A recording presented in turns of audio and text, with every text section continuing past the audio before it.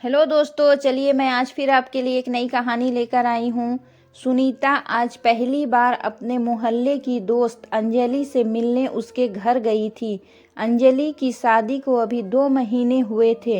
ये दोनों कमरे में बैठे बातें ही कर रहे थे कि अचानक अंजलि की सास ने बड़बड़ाना शुरू कर दिया। सुनीता ने पूछा, यह तुम्हारी सास को क्यों गुस्सा हो रही है? अंजलि ने कहा, अरे छोड़ो यार, क्या बताऊं, उनकी आदत ही है कि हर आने जाने वाले के सामने मेरा रोना लेकर बैठ जाती है। सारी दुनिया की बुराई मुझ में है। सूरत मेरी बुरी है, फुफ्फड़ हूँ मैं, बच्चों को रखना मैं नहीं जानती, पति की मैं दुश्मन। दुनिया की कोई बुराई नहीं जो मुझ में नहीं, और कोई अच्छाई ऐसी नहीं जो उनमें नहीं। अगर मैं खाना पकाऊं तो जुबान पर रख कर थूक देगी, और फिर मेरे वो नाम रखती है कि ईश्वर की पनाह की दूसरा भी वो खाना ना खा सके। शुरू शुरू में तो मुझे खाना पकाने में बहुत मज़ा आता था।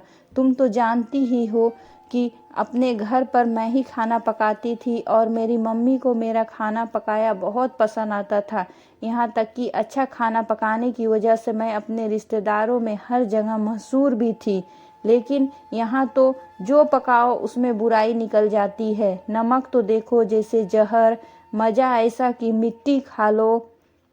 एक दिन मेरी सास ने खुद ही बड़े पकाए। वह इतने बुरे पके थे कि हमारे ससुर ने कहा कि ऐसे वाहियात बड़े किसने बनाए हैं। ये सुनकर मेरी सास बहुत बड़बड़ाई कि तुमको तो बस बहू के हाथों की चीज़ें अच्छी लगती है, सारी जिंदगी यही तो तुमको पका पका कर खिलाती रही है।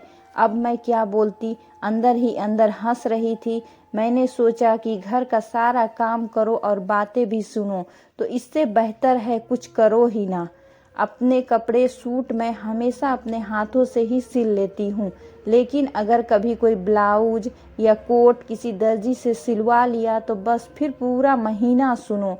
हर आने जाने वाले के सामने मेरी बुराई शुरू कर देती है कि अरे जी, जानती हो हमारी बहू तो मेम साहेब है, वह दर्जी से अपने कपड़े सिलवाती है।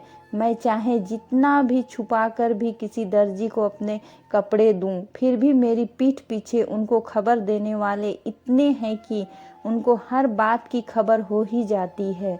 वो बड़ा होने और सास बनने का फ़ायदा उठाती है। हर वक्त मुझे पढ़ा लिखा होने का ताना देती है।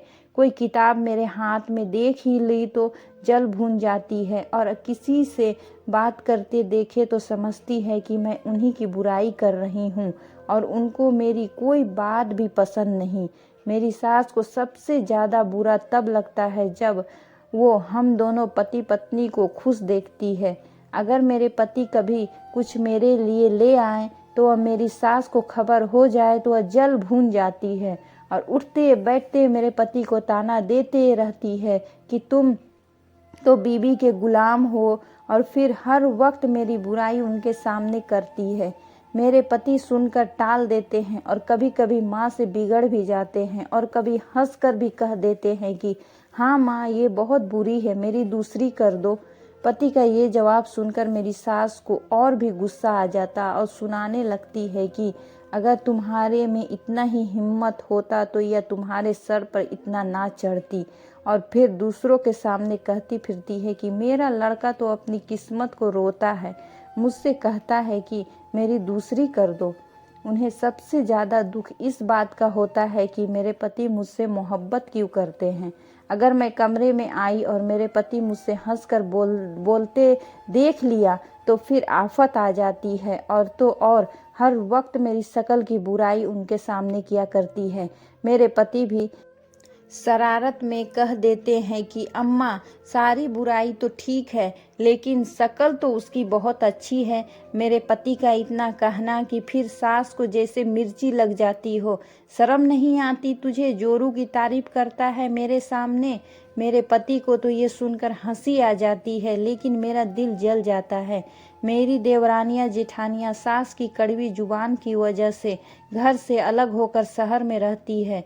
जब भी वो सब थोड़े दिनों के लिए घर आती है तो 2-4 घंटे तो उनको खाती है, और फिर उनमें भी बुराई निकालना शुरू कर देती है। बुरी तो सारी बहुएं हैं, लेकिन सबसे ज़्यादा बुरी मैं हूँ। जब सारी बहुएं घर आती है तो मुझे ये ताना मिलता है कि मैंने ही सारी बहुओं को बुलाकर सास के खिलाफ मिस कोर्ट बनाई है। बदकिस्मती से मैं थोड़ी पढ़ी लिखी हूँ तो मेरी सास मुझे मेम साहेब कहकर बुलाती है। मैं तो जब ये अपनी बड़बड़ाहट शुरू करती है तो दूसरी तरफ जाकर दरवाज़ा बंद करके कुछ काम करने लगती हूँ कि ना सुनूंगी और ना ही बुरा लगेगा। इन सारी बातों से परेशान होकर पिछले 2 हफ्ते पहले मैंने अपना चूल्हा अलग कर लिया है, लेकिन जब से चूल्हा अलग किया है तब से तो घर में एक अलग महाभारत छिड़ी रहती है कि अगर सास की तरफ पकाने जाओ तो भगा देती है और अगर ना जाओ तो इतना बड़बड़ाती है कि फिर घर में हर आने जाने वाले से कहती है कि हम बूढ़ों का तो कोई सहारा ही नहीं है। ऐसी बहू मिली है कि एक रोटी भी पका कर नहीं खिला सकती है। अब तुम ही बताओ यार, मैं क्या करूं? आज सुबह से बार बार बड़बड़ाए जा रही है, पता नहीं कौन सी शिकायत हो गई है। मैं तो अब ध्यान ही नहीं देती हूँ, बड़बड़ाने दो।